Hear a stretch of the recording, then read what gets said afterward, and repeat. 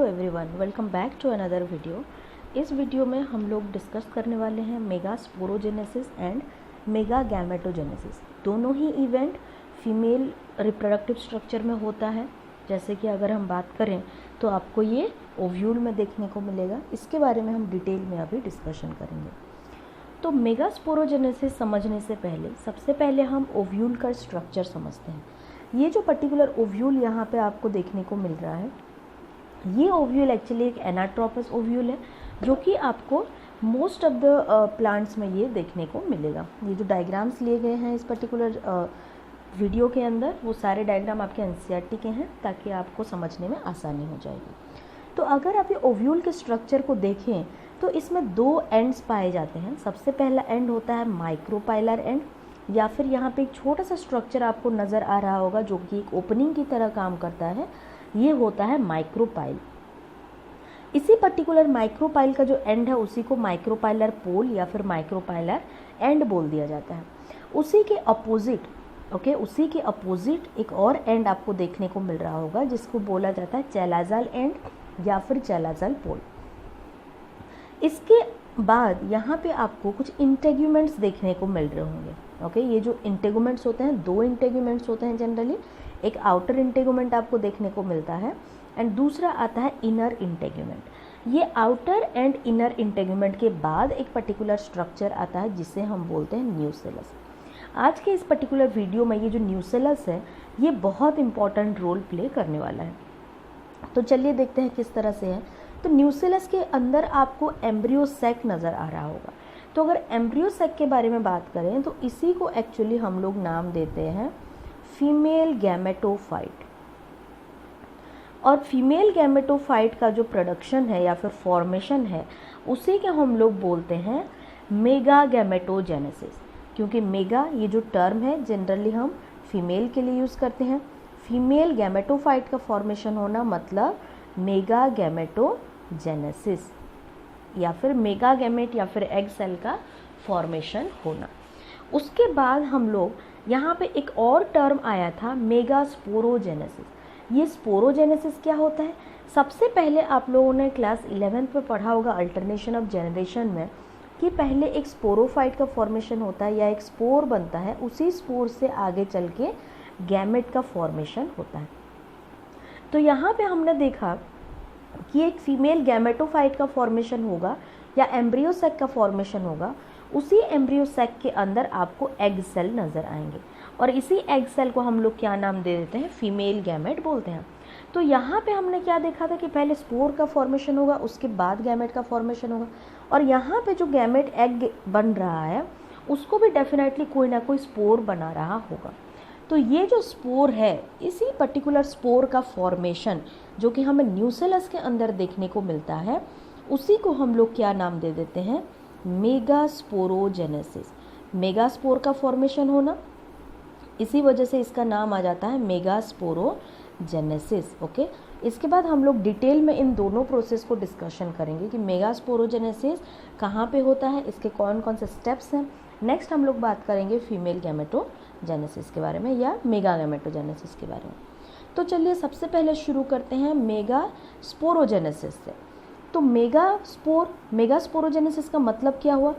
Mega spore का formation होना। ये जो टर्म है इसी को ही अगर आप स्प्लिट करेंगे तो सबसे पहले मेगा स्पोर आएगा, उसके बाद आता है जेनेसिस। जेनेसिस का मतलब क्या होता है एक्चुअल में?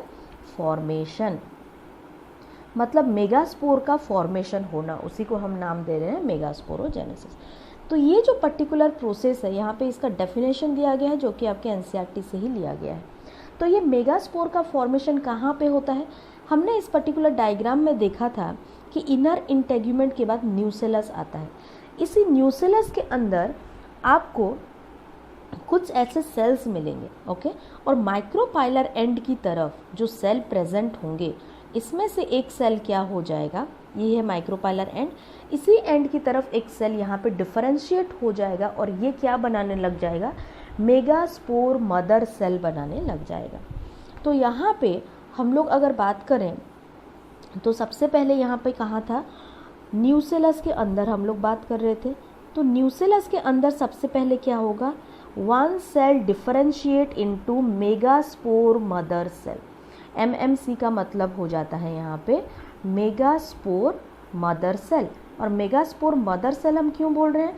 क्योंकि ये एक मदर सेल है, ये ऐसा सेल है जो कि आगे चल के मेगास्पोर का फॉर्मेशन करेगा। सो इसी मेगास्पोर मदर सेल में अब क्या होगा, यहाँ पे ध्यान देने वाली बात है कि इसमें मियोसिस का प्रोसेस होता है। जैसे कि आप लोग जानते हैं जो प्लांट्स होते हैं, एंजियोस्पर्म्स होते हैं, वो डिप्लॉयड नेचर के होते हैं। डिप्लॉयड नेचर के होंगे तो वहाँ पे 2n क्रोमोसोम प्रेजेंट होगा या फिर उनका जो प्लॉयडी है वो 2n होगा। लेकिन अगर हम फीमेल गैमेट या फिर एग सेल जब बना रहे होंगे तो जो एग सेल है उसका प्लॉयडी हैप्लॉयड होना चाहिए या n होना चाहिए। तो 2n से n बनाने का जो प्रोसेस है उसमें मियोसिस ऑपरेट होता है।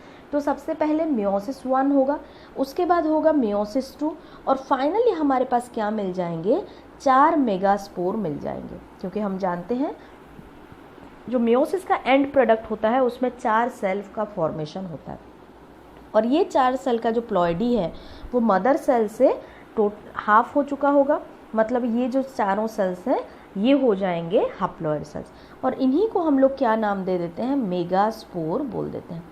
तो ये जो पर्टिकुलर प्रोसेस है ये कहाँ पे ऑपरेट हो रहा है, आपको ध्यान देना क्या है कि ये पर्टिकुलर प्रोसेस न्यूसेलस के अंदर हो रहा है। न्यूसेलस का एक सेल जो है वो मेगास्पोर मदर सेल में कन्वर्ट हो रहा है और ये जो सेल है ये कहाँ पे प्रेजेंट होता है, ये माइक्रोपाइल की तरफ प्रेजेंट होता है। ये भी बहुत इंपॉर्टेंट क्वेश्चन है, बार बार ये आपके एग्जाम्स में पूछा गया है।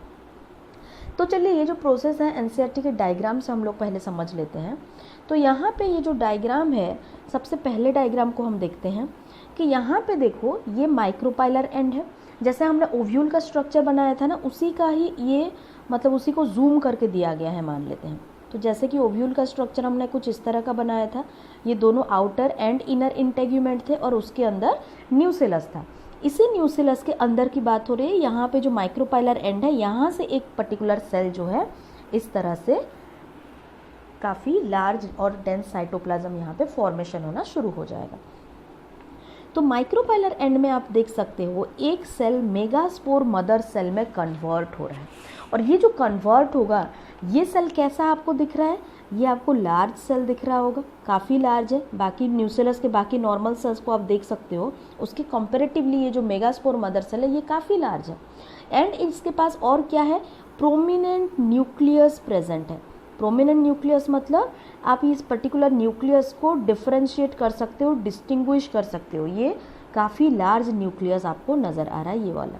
ओके, सो ये जो मेगास्पोर मदर सेल अभी बन गया, इस मेगास्पोर मदर सेल में क्या होता है, मियोसिस होता है। तो मियोसिस का जो सबसे पहला स्टेप क्या होता है, हम अगर देखें तो मियोसिस 1, और मियोसिस 1 में क्या हो जाएगा, जब एक सेल मियोसिस 1 से जाता है तो इसमें 2 सेल का फॉर्मेशन होता है। तो यहाँ भी आप देख सकते हैं, यहाँ पे देखिए 2 सेल का फॉर्मेशन हो चुका है। 2 सेल को हम लोग नाम क्या देते हैं, डायड, DYAD, ये जो टर्म है दिया गया है, ये डायड हम लोग 2 सेल को बोलते हैं। तो यहाँ पे मेगास्पोर मदर सेल सबसे पहले 2 सेल में डिवाइड हो रहा है मियोसिस 1 से जाके, और इसको हम लोग क्या नाम दे रहे हैं, मेगास्पोर डायड। नेक्स्ट क्या होगा, इसमें मियोसिस 2 ऑपरेट होगा, और ये जो मियोसिस 2 का प्रोसेस है इसके बाद हमें कितने सेल्स मिल जाएंगे, टोटल यहाँ पे 4 सेल मिल जाएंगे। क्योंकि यहाँ पे 4 मेगास्पोर बन रहे हैं तो इसके लिए हम क्या टर्म यूज़ करते हैं, टेट्राड। तो 4 मेगास्पोर बन रहे हैं इसीलिए हम लोग इसका नाम दे दिए हैं मेगास्पोर टेट्राड। और ये जो मेगास्पोर टेट्राड है आपको कहाँ पे नज़र आएगा, ये माइक्रोपाइलर एंड में आपको देखने को मिलेगा। तो फाइनली हमारे पास क्या आ चुका है, एक मेगास्पोर मदर सेल से हमें मिल चुका है 4 मेगास्पोर टेट्राड। ओके, इसके बाद मतलब ये हो गया आपका मेगास्पोरोजेनेसिस, मतलब हम मेगास्पोर का फॉर्मेशन कर चुके हैं। इसके बाद का क्या प्रोसेस रहेगा, ये जो पर्टिकुलर मेगास्पोर है आगे चल के मेगा गैमेट का फॉर्मेशन करेंगे। ओके, तो वो जो पर्टिकुलर प्रोसेस है उसका नाम हम क्या देते हैं, मेगा गैमेटोजेनेसिस। मेगा गैमेट जो कि आपका मेगा गैमेट का मतलब होता है, यहाँ पे जो टर्मिनोलॉजी लिया गया है वो फीमेल गैमेटोफाइट का फॉर्मेशन दिखा रहे हैं। जेनेसिस का मतलब होता है फॉर्मेशन, मतलब फीमेल गैमेटोफाइट का हम लोग फॉर्मेशन यहाँ पे देखेंगे। और हम जानते हैं जो फीमेल गैमेटोफाइट है उसका मतलब क्या होता है, उसका मतलब होता है एम्ब्रियोसेक। और ये जो पर्टिकुलर एम्ब्रियोसेक है ये कहाँ से बन रहा है, ये बनता है एक्चुअली मेगास्पोर से। हमने थोड़ी देर पहले ही देखा था कि हमारे पास 4 मेगास्पोर आ चुके थे, उसमें से अब हमें एम्ब्रियोसेक बनाना है। तो यहाँ पे जो 4 मेगास्पोर आ चुके थे, सबसे इम्पॉर्टेंट चीज़ ये है कि ये चारों यहाँ पे फंक्शनल नहीं रहते। अगर मैं यहाँ पे इसका डायग्राम बनाऊँ तो इस तरह का हमारे पास 4 सेल प्रेजेंट था। ओके, तो इन चारों सेल से 3 सेल जो हैं डीजेनरेट हो जाएंगे। ये सबसे इम्पॉर्टेंट बात है कि जो 3 सेल हैं वो डीजेनरेट हो जाएंगे एंड सिर्फ एक सेल, सिर्फ इसमें से एक मेगास्पोर, जो मेगास्पोर है यही क्या रहेगा, फंक्शनल रहेगा। और एक मेगास्पोर से ही आगे चल के फीमेल गैमेटोफाइट का फॉर्मेशन होगा। और इसी तरह का जो डेवलपमेंट होता है जहाँ पे सिंगल मेगास्पोर से गैमेटोफाइट का फॉर्मेशन होगा, उसी को हम क्या नाम दे देते हैं, मोनोस्पोरिक डेवलपमेंट बोलते हैं। इसमें से भी बहुत सारे क्वेश्चंस आते हैं, इसको भी आपको ध्यान से समझना पड़ेगा। ये जो यहाँ पे 4 मेगास्पोर प्रेजेंट थे, इन चारों में से मान लीजिए ये तीनों मेगास्पोर यहाँ पे डीजेनरेट हो गए। मोस्टली जो मेगास्पोर फंक्शनल रहता है वो आपको माइक्रोपाइलर मेगास्पोर फंक्शनल नज़र आएगा। तो इन तीनों मेगास्पोर को मान लीजिए डीजेनरेट हो गए हैं, और यही जो माइक्रोपाइलर एंड पे मेगास्पोर प्रेजेंट है ये मान लीजिए फंक्शनल है। तो इसी एक मेगास्पोर जो कि फंक्शनल है उसी से फीमेल गैमेटोफाइट का फॉर्मेशन होगा, और उसी को हम नाम दे देते हैं मोनोस्पोरिक डेवलपमेंट या फिर सिंगल स्पोर से डेवलपमेंट होना। तो इस पर्टिकुलर प्रोसेस को अभी समझते हैं इस एनसीईआरटी के डायग्राम से। तो सबसे पहले यहाँ पे आपको क्या नज़र आएगा, जो मेगास्पोर बन गया था हमारे पास, जो मेगास्पोर था उसमें माइटोसिस डिवीज़न होगा। ये अभी ध्यान रखने वाली बात है कि अभी आपको जितने भी डिवीज़न नज़र आएंगे उस सारे में माइटोसिस आपको देखने को मिलेगा।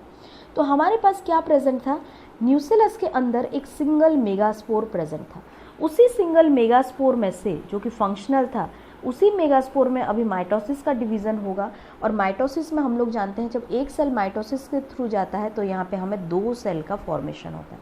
तो इस पर्टिकुलर डायग्राम में या इस पर्टिकुलर फर्स्ट डायग्राम जो यहाँ पे दिया गया है इसमें आप लोग देख सकते हैं कि इसमें 2 न्यूक्लियस बन चुका है। यहाँ पे एक और चीज़ ध्यान देने वाली बात है कि यहाँ पे जो माइटोसिस का फेनोमेनन होता है, जो प्रोसेसेस होते हैं, वो सारे के सारे क्या होंगे, फ्री न्यूक्लियर होंगे। मतलब ये सिर्फ यहाँ पे कैरियोकाइनेसिस आपको देखने को मिलेगा, साइटोकाइनेसिस अभी आपको देखने को नहीं मिलेगा। मतलब कैरियोकाइनेसिस होने के बाद इमीडिएटली इस पर्टिकुलर सेल्स में सेल वॉल्व का फॉर्मेशन नहीं होगा। यहाँ पे सिर्फ आपको न्यूक्लियस डिवाइड होते हुए नजर आएंगे। तो यहाँ पे आप देख सकते हैं 2 न्यूक्लियस बन चुका है क्योंकि फर्स्ट माइटोसिस हुआ। उसके बाद जब सेकेंड माइटोसिस का डिवीज़न होगा तो टोटल आपको 4 मिल जाएंगे न्यूक्लियस। ओके, अभी यहाँ पे सेल वॉल का फॉर्मेशन नहीं हुआ है, ये सेल बने नहीं है, सिर्फ न्यूक्लियस है। नेक्स्ट, इन चारों न्यूक्लियस में जब अगेन माइटोसिस का डिवीज़न होगा तो यहाँ पे आपको कितने सेल्स नज़र आएंगे, टोटल 8 सेल्स यहाँ पे नज़र आएंगे। इस थर्ड डायग्राम में आप लोग देख सकते हैं, काउंट कर सकते हैं कि यहाँ पे 8 न्यूक्लियस आपको देखने को मिल जाएगा। यही 8 न्यूक्लियस अब क्या होने लग जाएंगे, अरेंज होने लग जाएंगे। तो माइक्रोपाइलर एंड में क्या हो जाएगा, 3 न्यूक्लियस माइक्रोपाइलर एंड में आ जाएंगे एंड 3 न्यूक्लियस कहाँ आ जाएंगे, आपको चैलाजल एंड में आते हुए नज़र आ जाएंगे। और 2 न्यूक्लियस जो हैं वो आपको ऐसे बीच में नज़र आएंगे।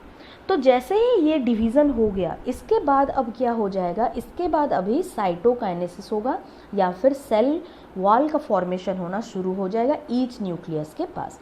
इसी को आप लोग अभी नेक्स्ट फिगर में देख सकते हैं। ये जो फिगर यहाँ पे दिया गया है ये थोड़ा सा इसको पलटाया गया है। मतलब यहाँ पे देखिए ये माइक्रोपाइलर एंड है एंड इस पर्टिकुलर डायग्राम में ये माइक्रोपाइलर एंड है, ये आपको ध्यान देना है।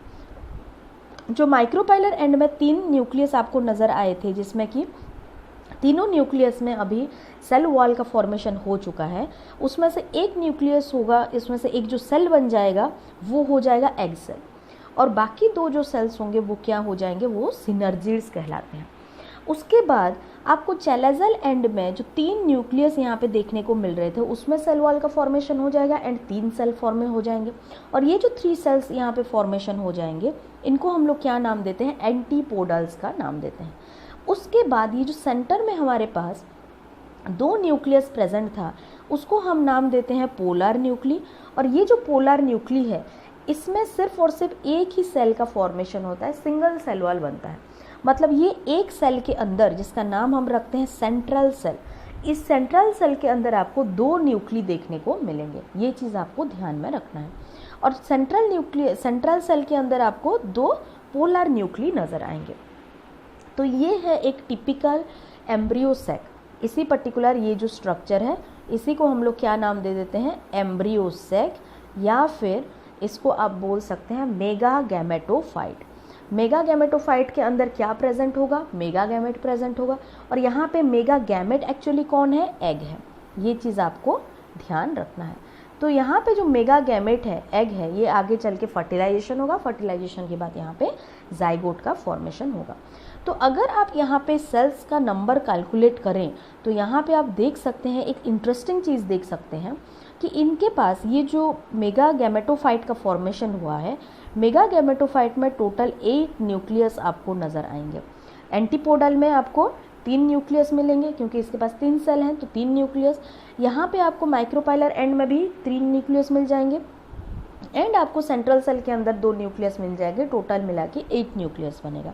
उसके साथ साथ अगर आप सेल काउंट करने लगें तो सेल आपको कितने मिलेंगे, एंटीपोडल में आपको 3 सेल देखने को मिलेगा एंड उसके बाद माइक्रोपाइलर एंड में भी आपको 3 सेल देखने को मिलेंगे जिसमें से कि 2 सिनर्जिड और एक एग सेल होंगे। एंड यहाँ पे बीच में आपको एक ही सेंट्रल सेल नज़र आएगा। तो यहाँ पे कितने सेल प्रेजेंट है, 7 सेल प्रेजेंट है। तो ये बहुत ही इंपॉर्टेंट क्वेश्चन बार बार एग्जाम में पूछा जाता है कि जो टिपिकल एम्ब्रियो सैक होता है या फिर जो मेगा गैमेटोफाइट होता है वो कितने न्यूक्लियस एंड कितने सेल का होता है। तो अगर टिपिकल के बारे में बात करें तो ये 8 न्यूक्लियस एंड 7 सेल का प्रेजेंट होता है। तो होप कि आपको mega sporogenesis and mega gametogenesis दोनों ही समझ में आ गया होगा।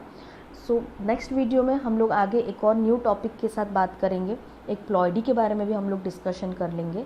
तो तब तक के लिए stay tuned and thank you very much for watching this lecture.